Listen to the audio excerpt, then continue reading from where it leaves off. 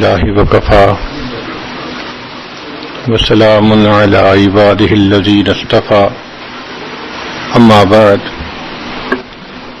اعوذ باللہ من الشیطان الرجیم بسم اللہ الرحمن الرحیم وتوبوا الی اللہ جمیعا ایھا المؤمنون لعلکم تفلحون سبحان ربک رب العزۃ عما یصفون وسلام علی المرسلین والحمد للہ رب العالمین اللہم صل علی سیدنا محمد وعلی آل سیدنا محمد وبارک وسلم۔ انسان جو کام بھی شریعت و سنت کے خلاف کرتا ہے اس کو گناہ کہتے ہیں۔ اس گناہ سے توبہ کرنا لازم ہوتا ہے۔ ارشاد باری تعالی ہے وَتُوبُوا إِلَى اللَّهِ جَمِيعًا أَيُّهَا الْمُؤْمِنُونَ لَعَلَّكُمْ تُفْلِحُونَ، اور اے ایمان والو تم سب کے سب اللہ کے سامنے توبہ کرو تاکہ تم فلاح پا جاؤ۔ چنانچہ ابن تیمیہ رحمۃ اللہ علیہ نے الایمان الاوسط ایک کتاب ہے، اس میں 10 اسباب بتائے ہیں جن سے انسان کے گناہ معاف ہوتے ہیں۔ یہ 10 اسباب ہمیں زبانی یاد ہونے چاہیے تاکہ ہم ان کے ذریعے سے اپنے گناہوں کی بخشش کا بندوبست کر لیں۔ سب سے پہلا سبب استغفار۔ استغفار کہتے ہیں کہ اپنے گزرے ہوئے گناہوں پر نادم ہونا۔ شریعت نے کہا الندم توبۃ، ندامت یہ توبہ ہے، اور حدیث مبارکہ میں ہے کہ قیامت کے دن سب سے زیادہ خوش انسان وہ ہوگا من وجد فی صحیفتہ استغفارا کثیرا، جس کے نام اعمال میں کثرت کے ساتھ استغفار لکھا ہوا ہوگا۔ تو ہمیں کثرت سے استغفار پڑھنا چاہیے۔ چنانچہ ایک شخص حضرت حسن اللہ عنہ کے پاس آیا، حضرت بہت گناہ گار ہوں، کوئی عمل بتائیں۔ فرمایا استغفار پڑھو۔ ایک اور آدمی آیا، حضرت بارش نہیں ہو رہی، کوئی عمل بتائیں۔ فرمایا استغفار پڑھو۔ پھر ایک آدمی آیا کہ حضرت بہت قرضہ چڑھ گیا، دعا کریں کہ کوئی اسباب بن جائیں رزق کے، مال کے، تاکہ قرضہ اتر جائے۔ فرمایا استغفار پڑھو۔ پھر ایک شخص آیا کہ حضرت دعا کریں اللہ مجھے بیٹا دے دے۔ فرمایا استغفار کرو۔ ایک آدمی آیا میرا باغ ہے، دعا کریں کہ میرا پھل زیادہ لگے۔ فرمایا استغفار کرو۔ ایک آدمی آیا میری کھیتی باڑی کی زمین ہے، دعا کریں پانی اندر سے نکل آئے۔ فرمایا استغفار کرو۔ اب سننے والا حیران کہ مختلف لوگ مختلف ضروریات آ کر بیان کرتے رہے، سب کے لیے ایک ہی جواب۔ تو اس نے پوچھا کہ حضرت کیا مسئلہ؟ تو فرمایا کہ دیکھو یہ جواب میں نے اپنی طرف سے نہیں دیا، قرآن مجید سے دیا ہے۔ اللہ تعالی ارشاد فرماتے ہیں قرآن مجید میں فَقُلْتُ اسْتَغْفِرُوا رَبَّكُمْ إِنَّهُ كَانَ غَفَّارًا۔ تو سب سے پہلے استغفار کرنے سے گناہوں کی بخشش ہوتی ہے۔ یرسل السماء علیکم مدرارا، تمہارے اوپر اللہ بارشیں برسائے گا۔ ویمددکم باموال، اللہ مال کے ذریعے تمہاری مدد کرے گا۔ وبنین، اور بیٹوں کے ذریعے مدد کرے گا۔ ویجعل لکم جنات، اور اللہ تعالیٰ تمہیں درختوں پہ پھل زیادہ عطا کرے گا۔ وَيَجْعَلْ لَكُمْ أَنْهَارًا، اور اللہ تعالیٰ تمہارے لیے زمین سے چشمے جاری فرما دے گا۔ آپ اگر غور کریں تو ہماری روز مرہ کی جو پریشانیاں ہیں وہ انہی میں سے ہیں۔ کوئی بیٹے کے لیے پریشان، کوئی کاروبار کے لیے پریشان، کوئی قرضوں کی وجہ سے پریشان۔ اس کا مطلب یہ کہ اگر ہم استغفار کرنے کی عادت ڈال لیں تو ہمیں کسی اور عمل کی ضرورت ہی نہیں ہے، اور یہ عمل قرآن مجید میں بتایا گیا ہے۔ یہ پروردگار عالم کا کلام ہے۔ ہم استغفار کم کرتے ہیں، کم از کم 100 مرتبہ صبح اور شام استغفار کا کرنا معمول بنا لینا چاہیے. آپ لوگ ڈرائیو کرتے ہیں اپنے دفتر جاتے ہوئے تو راستے میں جو آدھا گھنٹہ لگتا ہے اس میں کیا کرنا ہوتا ہے؟ بعض لوگ نعت سن لیتے ہیں، تلاوت سن لیتے ہیں، وہ بھی عبادت ہے، لیکن اس سے زیادہ بہتر یہ ہے کہ انسان خود پڑھے کچھ. تو اگر اس دوران آپ استغفر اللہ ہی پڑھتے رہیں تو سینکڑوں دفعہ استغفار نامہ اعمال میں لکھا جائے گا. اور اگر پورا پڑھ لیں استغفر اللہ ربی من کل ذنب و اتوب الیہ تو یہ سونے پہ سہاگے والی بات ہے. تو اپنے ٹائمنگز کو ایسے ایڈجسٹ کریں کہ اس میں درود استغفار کثرت کے ساتھ آپ پڑھ سکیں، کیونکہ حدیث پاک میں یہ فرمانا کہ قیامت کے دن وہ بندہ بہت خوش ہوگا جس کے نام اعمال میں استغفار زیادہ ہوگا. دوسرا سبب ہے توبہ. توبہ اور استغفار بہت قریب قریب ہیں، ان میں لائن آف ڈیمارکیشن ڈالنا تھوڑا ڈیفیکلٹ ہے، مگر علماء نے لکھا ہے کہ استغفار پچھلے گناہوں پہ ریپینٹنس کو کہتے ہیں، اور توبہ آئندہ گناہوں کو کمٹ نہ کرنا، اس کی کمٹمنٹ کرنا، عزم کرنا، اس کو کہتے ہیں. توبہ عزم جازم، ایک عہد کرنا کہ میں نے آج کے بعد گناہ نہیں کرنا، یہ توبہ کہلاتا ہے. تو گویا توبہ کا تعلق آئندہ گناہ نہ کرنا، استغفار کا تعلق پاسٹ کے ساتھ ہے کہ میں نے جو کیا برا کیا، اللہ بس میری غلطی کو پلیز معاف کر دیں، اس کو استغفار کہتے ہیں. اور یہ استغفار کا حکم اللہ رب العزت نے اپنے حبیب صلی اللہ علیہ وسلم کو دیا. فسبح بحمد ربک واستغفرہ، حکم ہے، صیغہ ہے امر کا. اللہ کے محبوب صلی اللہ علیہ وسلم کو اگر یہ حکم ہے تو سوچئے پھر ہمیں استغفار کرنے کی کتنی ضرورت ہے. توبہ ہر بندے پہ کرنی ضروری. چنانچہ کافر ہے تو وہ کفر سے توبہ کر کے مسلمان بن جائے، مومن ہے گناہوں سے توبہ کر کے نیک بن جائے. جو نیک ہے وہ جو اپنے اعمال کے اندر غفلت ہوتی ہے، نماز کی غفلت، ذکر میں غفلت، تلاوت میں غفلت، اس غفلت سے توبہ کرے. اور جو کہے کہ جی میں تو اس سے بھی توبہ کرتا ہوں، تو بھئی ہم جو اعمال کرتے ہیں یہ اس کوالٹی کے تو نہیں کہ اللہ تعالیٰ کے ہاں قبولیت پا سکیں. اب پھر استغفار کرنا کہ اللہ اس کو قبول کر لیجئے، کیونکہ اللہ کے محبوب صلی اللہ علیہ وسلم نے فرمایا ما عبدنا کا حق کا عبادتک، اے اللہ ہم نے عبادت نہیں کی جیسے عبادت کرنے کا حق تھا. اگر سید الاولین والآخرین صلی اللہ علیہ وسلم یہ فرماتے ہیں، ہم کس کھیت کی گاجر مولی ہیں، ہماری عبادتیں کیا عبادتیں ہیں. تو استغفار کرنا، توبہ کرنا ہم میں سے ہر بندے پر لازم ہے.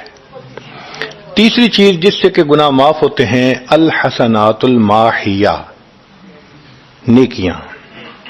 جو انسان نیک اعمال کرتا ہے تو گناہ دھل جاتے ہیں. نیک اعمال کی مثال صابن کی ہے، گناہوں کی مثال میل کی سی ہے. صابن جتنا زیادہ لگتا ہے اتنا میل دھل جاتی ہے. ان الحسنات یذہبن السیئات. یہاں شیطان دھوکہ دیتا ہے. مثلا اگر کوئی بچہ تعلیم پا رہا ہے مگر کوئی گناہ بھی کرتا ہے، تیرے علم کا کیا فائدہ، گناہ تو چھوڑتا نہیں. بھائی اگر گناہ کرتے ہیں تو علم تو الٹا ان گناہوں کو دھوئے گا، وہ علم ہی چھڑوا دیتا ہے تاکہ دھونے کا مسئلہ ہی نہ رہے. اب عورت سوچے گی میں پردہ تو کرتی نہیں، نمازوں کا کیا فائدہ. یہ دھوکہ ہے شیطان کا. بھئی آپ نمازیں پڑھتی رہو، اس نمازوں کی برکت سے اللہ پھر پردے کی بھی توفیق دے دیں گے. تو نیکی نہیں چھوڑنی چاہیے کبھی بھی. یہ سوچ کے جی میں اچھا تو ہوں نہیں، کیا فائدہ. فائدہ ہے. جب اللہ فرما رہے ہیں کہ نیکیاں گناہوں کو دھو دیتی ہیں، بھئی گناہ تو ہم چھوڑتے نہیں اور نیکی آرام سے چھوڑ دیتے ہیں، یہ کہاں کی لاجک ہے. تو اس لیے نیکی بھاگ بھاگ کے کرنی چاہیے. اگر گناہ ہیں تو نیکی اور زیادہ کریں تاکہ نیکی کی برکت سے گناہوں کی ظلمت ختم ہو جائے اور دھل جائے. حدیث پاک میں ہے بندہ گناہ کرتا ہے لکھ دیا جاتا ہے، دوسرا گناہ، تیسرا، 5 گناہ کرتا ہے پھر اس کے بعد وہ ایک نیکی کرتا ہے تو نیکی والا فرشتہ کہتا ہے کہ دیکھو اللہ کے ہاں دستور ہے من جاء بالحسنۃ فلہ عشر امثالھا، اس کو 10 نیکیاں ملنی تھیں، تم نے 5 گناہ لکھے ہیں نا، اچھا تم 5 گناہ مٹا دو، میں نامہ اعمال میں 10 نیکیوں کی بجائے صرف 5 نیکیاں بیلنس وہ ڈال دیتا ہوں۔ چنانچہ 5 گناہ مٹا دیے جاتے ہیں، 5 نیکیاں نامہ اعمال میں لکھ دی جاتی ہے۔ اس لیے خوب نیکی کرنی چاہیے تاکہ اللہ تعالیٰ گناہوں کی ظلمت سے ہمیں محفوظ فرما دے۔ چوتھی چیز جس سے کہ گناہ معاف ہوتے ہیں، دعاء المؤمنین للمؤمن، جو ایمان والے ایک دوسرے کے لیے دعائیں کرتے ہیں اس سے بھی گناہ معاف ہوتے ہیں۔ چنانچہ عمر لانو جا رہے تھے عمرے کے لیے، نبی علیہ السلام نے فرمایا اے بھائی ہمیں اپنی دعاؤں میں نہ بھولنا، تو نبی علیہ السلام نے امت کو تعلیم دی کہ ایک دوسرے کو دعاؤں کے لیے کہنا چاہیے۔ یہ بہت اچھی عادت ہے کہ جب کسی سے ملیں جی ہمیں اپنی دعاؤں میں یاد رکھیں، والدین کو کہنا، بڑوں کو کہنا، دوستوں کو کہنا، کیا معلوم کس کی مانگی ہوئی دعا کام آ جائے۔ اس دعا کا فائدہ ہوتا ہے نا، تبھی تو قرآن مجید میں دعا سکھائی گئی، ربنا اغفر لنا ولاخواننا الذین سبقونا بالایمان، اے اللہ جو ہم سے پہلے ایمان والے چلے گئے ان کی بھی مغفرت فرما دے۔ تو فائدہ ہوتا ہے تو قرآن نے دعا سکھائی ہے نا۔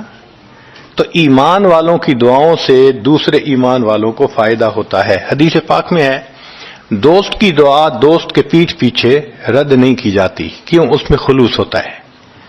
تو اس لیے حدیث پاک میں ہے، مسلم شریف کی روایت ہے کہ اگر کوئی آدمی فوت ہو جائے اور 40 آدمی جنازہ پڑھ لیں جو ایمان والے ہوں، توحید والے ہوں، فرمایا ما من رجل مسلم یموت فیقوم علی جنازتہ 40 رجلا لا یشرکون باللہ شیئا الا شفعهم اللہ فی، اللہ 40 بندوں کی نماز جنازہ کو قبول کر کے میت کی مغفرت فرما دیتے ہیں۔ 5واں عمل ما یعمل للمیت من اعمال البر، ہم اپنے فوت شدہ لوگوں کے لیے جو نفل کے کوئی نیک کام کرتے ہیں اس سے بھی ان کے گناہ معاف ہوتے ہیں۔ مثلا صدقہ کر دیا، قرآن پاک پڑھا، ان کو بخش دیا، ان کی طرف سے عمرہ کیا، حج کیا، ان نفلی اعمال کا ثواب ان کو ملتا ہے، اس کی وجہ سے ان کے گناہوں کو معاف کر دیا جاتا ہے۔ چنانچہ حضرت شیخ الحدیث رحمۃ اللہ علیہ نے فضائل ذکر میں یا کسی اور کتاب میں واقعہ لکھا ہے کہ ایک اللہ والے تھے، قبرستان کے قریب سے جاتے ہوئے انہوں نے کچھ پڑھ کے قبرستان والوں کو بخش دیا۔ رات خواب دیکھا کہ وہی قبرستان والے ہیں اور ایک آدمی آتا ہے جیسے کوئی ڈاک تقسیم کرنے والا ڈاکیا ہوتا ہے، اور سب اس کی طرف بھاگ پڑتے ہیں جیسے ڈاک لینے کے لیے ہوں۔ ایک بندہ پیچھے آرام سے بیٹھا ہوتا ہے، وہ پوچھتا ہے کیا معاملہ؟ وہ کہتا ہے کہ یہ فرشتہ آیا ہے، روزانہ کی جو ڈاک آئی ہے نا نیکیوں کی، جو اولاد نے، رشتہ داروں نے، دوستوں نے کیے، لہذا وہ اعمال نیکیاں ملتی ہیں تو یہ سب لوگ جاتے ہیں کہ نیکیاں ملیں گی، ہمارا درجہ بڑھے گا۔ اس نے کہا کہ آپ کو ضرورت نہیں ہے؟ کہنے لگا ہاں میں لے لوں گا، مگر میرا ایک بیٹا ہے جسے میں نے قرآن پاک کا حافظ بنایا، اس کی دکان ہے، وہ سارا دن دکان پہ بیٹھا رہتا ہے اور ساتھ ساتھ قرآن پڑھتا رہتا ہے، تو مجھے اتنی نیکیاں مل جاتی ہیں کہ میں بعد میں لے لوں گا۔ اس نے کہا بیٹا کہاں؟ اس نے کہا فلاں جگہ دکان ہے۔ وہ اللہ والے جب وہاں گئے اگلے دن تو دیکھا کہ ایک نوجوان ہے اور وہ بیٹھا ہوا ہے، گاہک آتا ہے تو اس کو سودا بیچ دیتا ہے، جب گاہک کوئی نہیں ہوتا تو وہ قرآن پڑھنا شروع کر دیتا ہے۔ تو وہ سمجھ گیا کہ میرا خواب سچا تھا، اس بچے کے قرآن پڑھنے سے اس کے والد کو خوب بینیفٹ مل رہا ہے۔ کچھ عرصے کے بعد دوبارہ پھر اسی قبرستان کے قریب سے گزرے، پھر انہوں نے کچھ پڑھ کے بخش دیا۔ رات خواب میں دیکھا کہ اب جب تقسیم ہوا تو سب بھاگے تو وہ بندہ بھی بھاگا۔ انہوں نے کہا آپ بھی بھاگ رہے ہو؟ کہنے لگا ہاں میں اس لیے بھاگ رہا ہوں کہ میرا وہ بیٹا فوت ہو گیا، اب مجھے قرآن پڑھ کے بخشنے والا کوئی ایسا ہے نہیں، تو جو عام ایمان والوں کا ثواب آتا ہے میں بھی اسی میں سے اپنا حصہ لینے کے لیے جا رہا ہوں۔ تو ایمان والوں کے ان اعمال کا ثواب بھی ملتا ہے، اور اصل میں یہ اسی بندے کا اپنا عمل ہوتا ہے. یہ ذہن میں رکھنا کہ جو ایمان والے پڑھ کے بخشتے ہیں نا، اس کا ثواب کیوں ملتا ہے؟ اس کا اپنا عمل. دیکھو اس نے نیکوں سے تعلق جوڑا. وہ بھی تو ہوتے ہیں جن کے مرنے کے بعد پیچھے ریچھ کتے کی لڑائی کرواتے ہیں، میلے لگواتے ہیں، موسیقی کی محفلیں ہوتی ہیں، وہ بھی تو ہوتے ہیں نا، تو ان کو کچھ نہیں ملتا. اس بندے نے نیکوں سے محبت کی، یہ اس کا اپنا عمل ہے، اس کی محبت کی وجہ سے اب یہ لوگ اس کو پڑھتے ہیں، اللہ اس کو ثواب پہنچا دیتے ہیں. تو اس کے اپنا عمل ہے اصل میں. چھٹی چیز جس کی وجہ سے گناہ معاف ہوتے ہیں، المصائب التی یکفر اللہ بها الخطایا فی الدنیا. دنیا میں انسان کو جو مشکلات، تکلیفیں، مصیبتیں پہنچتی ہیں، ان کی وجہ سے گناہ معاف کر دیے جاتے ہیں. کوئی مصیبت دنیا میں پہنچتی ہے، گناہ معاف ہوتے ہیں. چنانچہ نبی علیہ السلام تشریف فرما تھے، چراغ بجھ گیا. نبی السلام نے فرمایا انا للہ و انا الیہ راجعون. ام المومنین عائشہ صدیقہ رضی اللہ عنہا نے پوچھا، اے اللہ کے حبیب صلی اللہ علیہ وسلم، یہ تو پڑھتے ہیں جب کوئی آدمی فوت ہو جاتا ہے. فرمایا عائشہ، مومن کو جو بھی دنیا میں تکلیف، غم پہنچتا ہے، اگر وہ اس کے اوپر انا للہ پڑھ لے اس کو ثواب ملتا ہے. تو سوچنے کی بات ہے، چراغ کے بجھنے پر اگر ثواب ملتا ہے تو کسی عزیز کی زندگی کا چراغ بجھ گیا، اس پر کتنا ثواب ملے گا؟ اس لیے تکلیف آئے تو پریشان ہونے کی بات نہیں ہوتی، صبر کرنے کی بات ہوتی ہے. انسان بے صبری کے ذریعے خواہ مخواہ اس تکلیف پر ملنے والے ثواب سے اپنے آپ کو محروم کر دیتا ہے. بے صبری سے تکلیف ختم نہیں ہوتی، ثواب ملنا بند ہو جاتا ہے. تو بے صبری کا کیا فائدہ؟ اور ہو سکتا ہے کہ یہ مصیبت جو آئی یہ بندے نے خود مانگی ہو. یہ بھی عجیب بات ہے. آپ کہیں گے جی کوئی بندہ مصیبت تو نہیں مانگتا. ہاں ہو سکتا ہے مانگی ہو. کیسے؟ کہ دعا مانگی، اللہ مجھے قیامت کے دن میرے محبوب صلی اللہ علیہ وسلم کے ہاتھوں حوض کوثر کا جام عطا کر دینا. اللہ نے دعا قبول کر لی. عمل تو ہے نہیں کہ یہ نعمت نصیب ہو. تو اب کیسے ملے گا؟ اللہ تعالی بیماری، مصیبت، پریشانی کچھ اس کے اوپر بھیج دیتے ہیں. اگر یہ بندہ اس پر صبر کر لیتا ہے، اس کو بہانہ بنا کر اللہ اس کو وہ نعمت عطا فرما دیتے ہیں. چنانچہ ایک بزرگ تھے، 70s میں تھے، بیوی بھی اسی طرح، بہت نیک تھی بیوی بھی. بیوی نے کہا کہ میرا بڑا دل چاہتا ہے کہ نبی علیہ الصلوۃ والسلام کا دیدار نصیب ہو. میں بڑا درود شریف پڑھتی ہوں، نفل پڑھتی ہوں، مگر مجھے واضح زیارت نہیں ہوئی. آپ کو کوئی عمل آتا ہو تو بتا دیں. انہوں نے کہا عمل آتا ہے، کرو گی؟ کہا بالکل کروں گی. کہنے لگے اچھا جمعہ کا دن آ رہا ہے، خوب نہا دھو کے وہ جو دلہن والے کپڑے تھے نا تمہارے، کناری والے گوٹے، وہ پہننا اور میک اپ کرنا، خوشبو لگانا، اور میں بس جمعہ پڑھ کے آؤں گا تو پھر ٹھیک ہے. اس نے کہا بہت اچھا. وہ اللہ کی بندی نہائی دھوئی، دلہن کی طرح خوب تیار ہوئی، کپڑے دلہن والے پہنے. ان بزرگوں نے جمعہ کی نماز پڑھی تو ساتھ بھائی کا گھر تھا اس کی، یعنی ان کی بیوی کا. تو بیوی کے بھائی کے گھر چلے گئے. اس کو جا کے کہا میری عمر دیکھو اور آ کے اپنی بیوی بہن کی حالت دیکھو. اس نے کہا کیا مسئلہ؟ وہ ساتھ آ گیا. اور جب گھر آ کے اس نے دیکھا تو بیوی تو دلہن بنی بیٹھی ہے. بھائی کو غصہ آیا، تمہیں اپنی، یہ تمہاری عمر اور یہ تمہارے لچھن. اس نے تو ڈانٹا اور وہ بیچاری روئی، اس کا دل ٹوٹا، رو رو کے حال برا، سو گئی. اللہ کی شان کہ اس نیند میں اس کو نبی علیہ السلام کی زیارت نصیب ہو گئی. اب وہ اٹھی تو وہ خوش بھی ہے اور پریشان بھی ہے. خوش اس بات پہ کہ زیارت ہو گئی، اور پریشان اس بات پہ کہ میاں نے کیا کیا، خود کہا دلہن بنو اور خود بھائی سے مجھے ڈانٹ پڑوا دی. تو پھر اس نے پوچھا کہ آپ نے ایسا کیوں کیا؟ انہوں نے کہا دیکھو میں تمہاری زندگی کو قریب سے جانتا ہوں، میں نے تمہیں اتنا پیار محبت سے رکھا ہے کہ تمہیں زندگی کے کوئی تکلیف نہیں پہنچنے دی. میں نے تم نے عبادت کی انتہا کی ہے، مگر کچھ نعمتیں ہوتی ہیں جو دل ٹوٹنے پہ ملتی ہیں.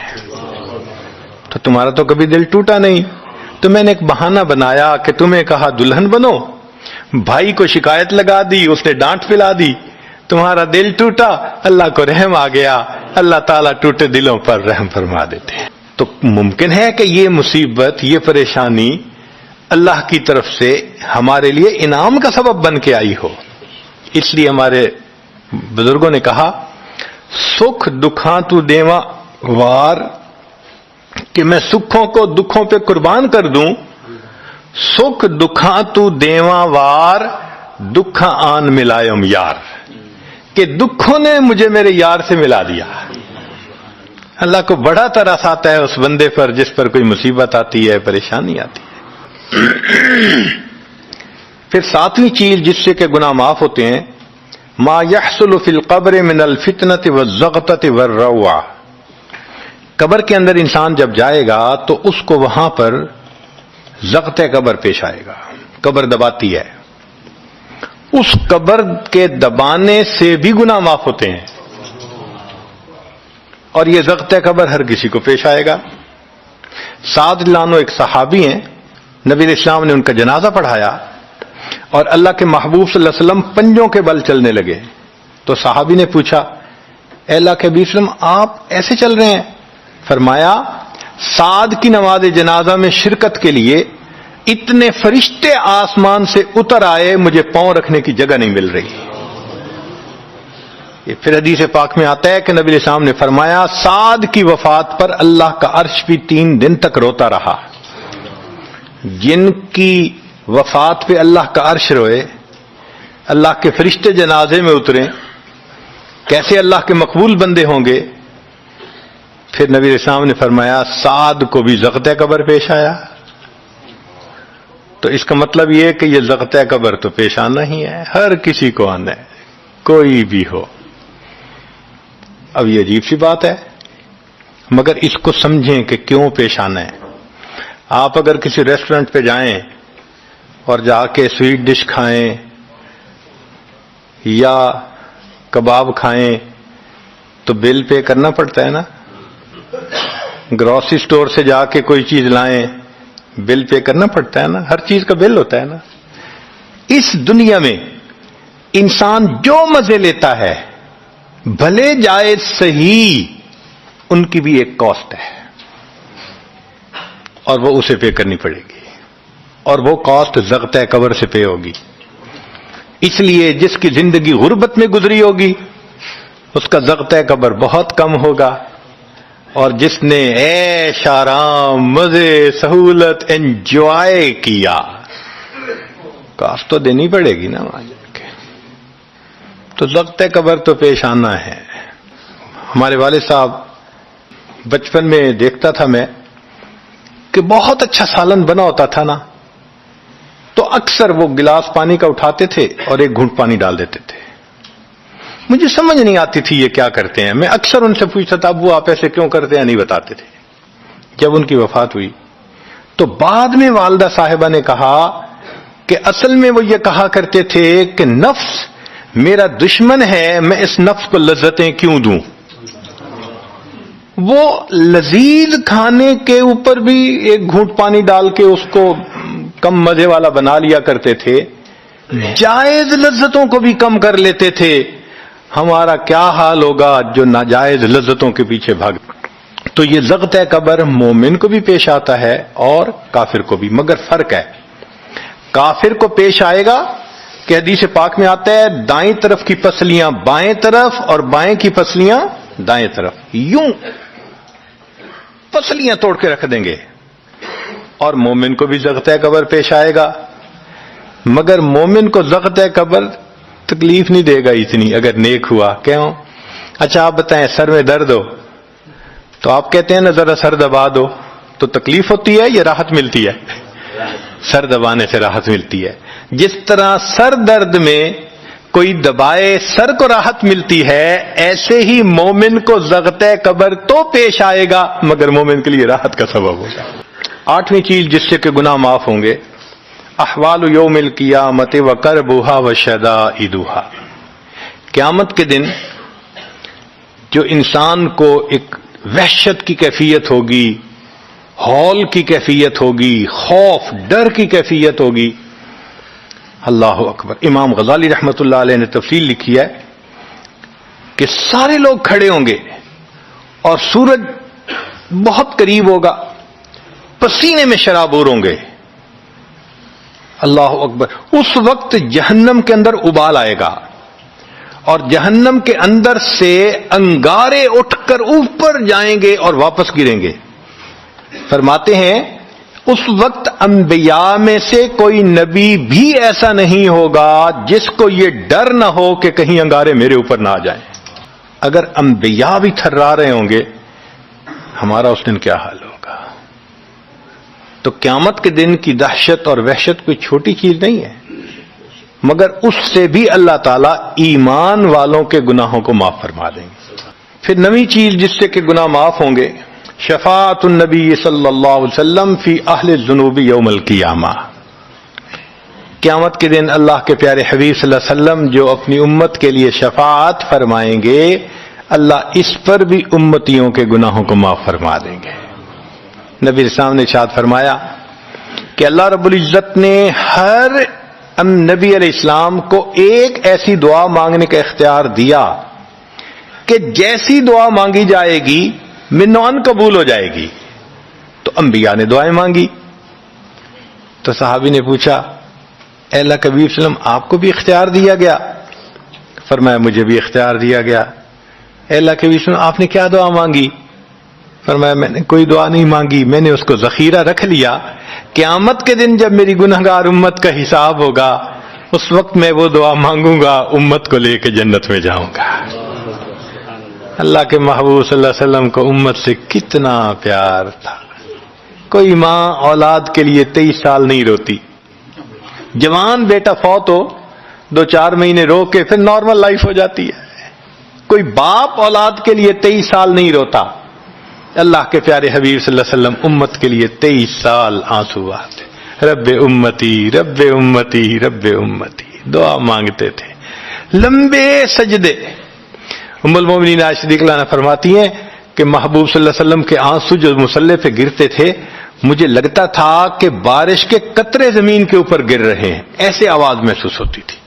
اور اتنا لمبا سجدہ ہوتا تھا کہ کبھی کبھی میں اٹھ کے محبوب صلی اللہ علیہ وسلم کے پاؤں کے انگوٹھے کو ٹچ کرتی تھی کہ ابھی جان تو سلامت ہے نا.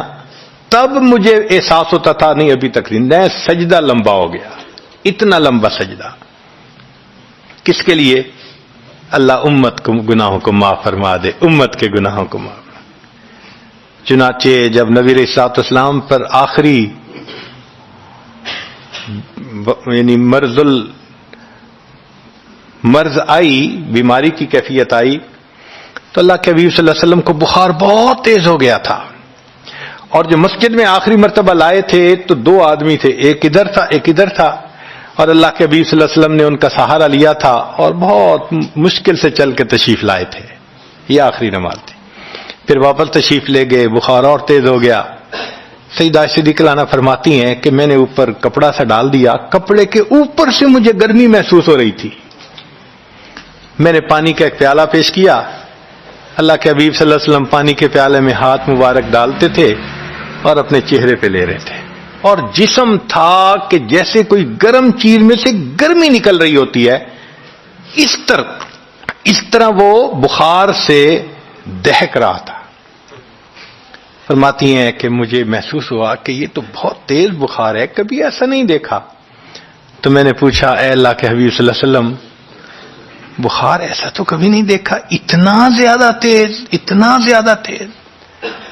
نبی علیہ السلام نے فرمایا عائشہ مومن کو سکرات موت کے وقت جو تکلیف ہوتی ہے اس پر بھی اس کے گناہ معاف ہوتے ہیں. میں نے اللہ سے یہ دعا مانگی تھی، اللہ جب میری سکرات کا وقت آئے تو مجھے تکلیف زیادہ دے دینا اور اس کے بدلے اللہ میری امت کے گناہوں کو معاف فرما دینا. عائشہ یہ وہ سکرات ہے جس کی وجہ سے مجھے تکلیف بہت ہے. اللہ کے محبوب صلی اللہ علیہ وسلم کو اتنی تکلیف ہو رہی تھی. اتنے میں اطلاع ملی، دروازہ کھٹکھٹایا گیا، پوچھا کون؟ جواب ملا جبریل علیہ السلام اور اسرائیل علیہ السلام اجازت مانگتے ہیں آنے کی. نبی علیہ السلام نے فرمایا جبریل اندر آ جائیں. تو جبریل آئے. اے اللہ کے حبیب صلی اللہ علیہ وسلم، اللہ نے آپ کو یاد فرمایا ہے. نبی علیہ السلام نے فرمایا جبریل اللہ تعالیٰ سے پوچھ کے یہ پہلے بتاؤ میرے بعد میری امت کا کیا حال ہوگا، پہلے پوچھ کے بتاؤ.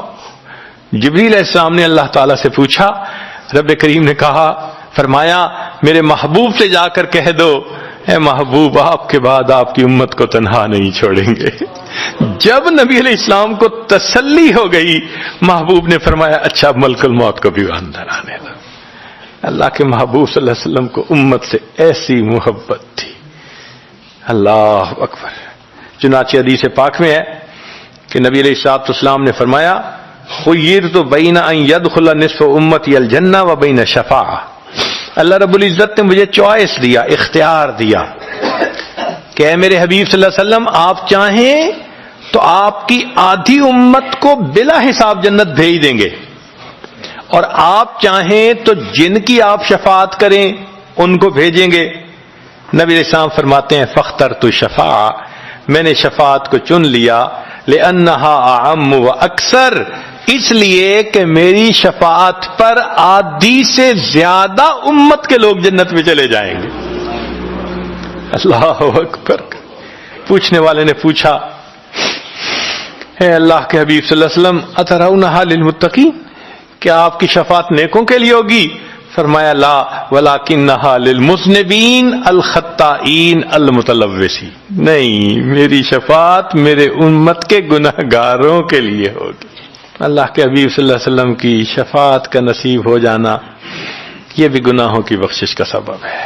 مگر شفاعت کس کو نصیب ہوگی اس کی بھی تفصیل سن لیجئے. کچھ لوگ ہوتے ہیں سنت کو دیکھتے ہیں ان کا دل خوش ہو جاتا ہے، وہ سنت رکھنے والے کو انکریج کرتے ہیں، اس کو مورل سپورٹ دیتے ہیں، نہیں تم نے اچھا کیا. اور کچھ وہ ہوتے ہیں کہ جو دیکھتے ہیں چہرے پہ سنت سجی، کیا ملا بن گئے، کیا تم نے چہرے پہ کر لیا. علماء نے لکھا جس نے سنت کو دیکھ کر ناگواری کا اظہار کیا اس نے اپنے آپ کو شفاعت سے محروم کر لیا. یہ نہیں ہے کہ ہم سنت کا مذاق بناتے پھریں اور ہمیں شفاعت نصیب ہوگی، نہیں. احترام ہو دل میں سنت کا. نبی علیہ الصلوۃ والسلام کی ایک ایک سنت پہ قربان ہو انسان. جب یوں محبت ہوگی تو پھر نبی علیہ الصلوۃ والسلام کی شفاعت بھی ان کے لیے ہوگی. 10واں سبب جس سے کہ گناہ معاف ہوں گے، رحمت اللہ و عفوہ و مغفرتہ بلا سبب من العباد. قیامت کے دن انبیاء کرام شفاعت کریں گے، بخشش ہوگی، پھر علماء کریں گے، شہداء کریں گے، پھر سب جنتی شفاعت کریں گے، حتیٰ کہ کوئی ایسا نہیں رہے گا کہ جو کسی اور کی شفاعت کرے. اور وہ لوگ جہنم میں ہوں گے کہ جن کا کوئی جنتی واقع بھی نہیں ہوگا. اللہ اکبر. سالوں وہ جہنم میں جلتے رہیں گے، جلتے رہیں گے. پھر ایک وقت آئے گا کہ ان میں سے جن کے دل میں تھوڑا سا بھی ایمان ہوگا نا، اگرچہ اس کی شفاعت کرنے والا کوئی نہیں ہوگا، ان کو بھی اللہ بخشنے کا سبب بنائیں گے. وہ کیسا ہوگا؟ حدیث پاک میں آتا ہے کہ یہ جو ایمان والے ہوں گے نا، ان کے اور کافروں اور مشرکین کے درمیان جو دیوار تھی نا آگ کی، اس کو ذرا ٹرانسپیرنٹ اللہ بنائیں گے. تو مشرکین دیکھیں گے اور کہیں گے اوہ ہم تو جل ہی رہے تھے، اور تم تو کلمہ پڑھتے تھے، تم بھی یہاں جل رہے ہو. تو وہ جب ان کو کلمے کا تانا دیں گے کہ تمہارا نام تو مسلمانوں والا تھا نا، تو اس وقت وہ جہنمی اللہ سے فریاد کریں گے اللہ تیری توحید کا تانا دیتے ہیں، کہاں گیا تمہارا خدا، تم بھی ہمارے ساتھ جل رہے ہو. جب وہ فریاد کریں گے اللہ تعالیٰ جبرائیل السلام کو فرمائیں گے جبرائیل جاؤ جس کے دل میں ذرہ برابر بھی تمہیں ایمان نظر آتا ہے اس کو بھی جہنم سے نکالنا، ان کو بھی جہنم سے نکال دیا جائے۔ پھر اس کے بعد وہ بچیں گے کہ جن کا ذرہ ایمان بھی نہیں فرشتے کو نظر آئے گا، مگر اللہ فرمائیں گے انبیاء نے بھی شفاعت کر لی، شہداء نے بھی، علماء نے بھی، جنتیوں نے بھی، اب میں اپنی رحمت کا اظہار کرتا ہوں، میں بھی تو بندوں سے محبت کرتا ہوں۔ حدیث پاک میں ہے ثلاث حشیات، یوں کر کے اگر گندم ہونا اور انسان دونوں ہاتھوں کو ایسے کرے تو اس کو لپ کہتے ہیں، لپ بھرنا، تو اس میں ہزاروں چاول کے دانے آ سکتے ہیں۔ سوچئے اللہ رب العزت لپ بھریں گے تو وہ کتنی بڑی ہوگی، کھربوں لوگ ہوں گے، ایک لپ کو بھر کے نکالا جائے گا، پھر دوسری کو نکالا جائے گا، پھر تیسری لپ بھر کے نکالیں گے، پھر ایک حوض ہوگا، کہا جائے گا جہنمی کو اغتسل فی ھذا الغدیر، اس حوض کے اندر تم جاؤ غسل کرو۔ جب وہ غسل کریں گے بالکل ان کے جسم صحیح سلامت ہو جائیں گے، پھر اللہ تعالیٰ ان کو جنت عطا فرمائیں گے، مگر ان کے ماتھے پر لکھا ہوا ہوگا اتقاء الرحمن، کہ رحمان نے اپنی رحمت سے ان کو رعایتی پاس کر دیا، وہ جنت میں جائیں گے۔ اب جو جنت میں جائیں گے تو جنتی لوگ ان کے ساتھ ملیں گے، خوش ہوں گے، مگر کہیں کہیں کوئی ان کو کہے گا ہم تو اللہ کے فضل سے سیدھا آ گئے، تم تو آیا فلاں جگہ سے آئے ہو نا، رعایتی پاس ہو۔ اب جب ان کو رعایتی پاس کا تانا ملے گا تو ان کو عجیب لگے گا، پھر ایک وقت آئے گا کہ یہ سب اتقاء الرحمن اللہ کے سامنے فریاد کریں گے، اللہ آپ نے اپنی رحمت سے جہنم سے نکال دیا، جنت بھیج دیا، یہ جو مہر ایک لگا دی یہ بھی تو اتار دیجئے نا۔ تو اللہ تعالیٰ ان کی مہر کو ختم فرمائیں گے اور یہ جنت میں رہنے لگ جائیں گے۔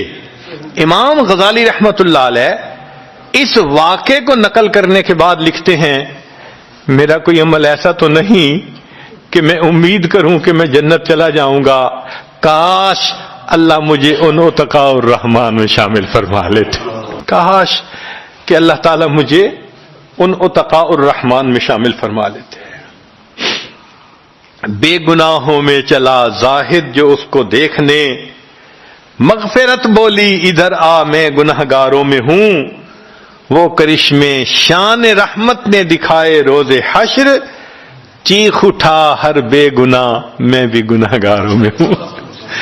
اللہ اکبر۔ حضرت قاری طیب صاحب رحمۃ اللہ علیہ ایک کتاب میں لکھتے ہیں اتنا اللہ کی رحمت کا ظہور ہوگا، اتنا ظہور ہوگا اس دن، ایک ایسا وقت آئے گا کہ شیطان بھی سر اٹھا کر دیکھے گا، اسے بھی امید لگے گی شاید میری بھی مغفرت کر دی جائے۔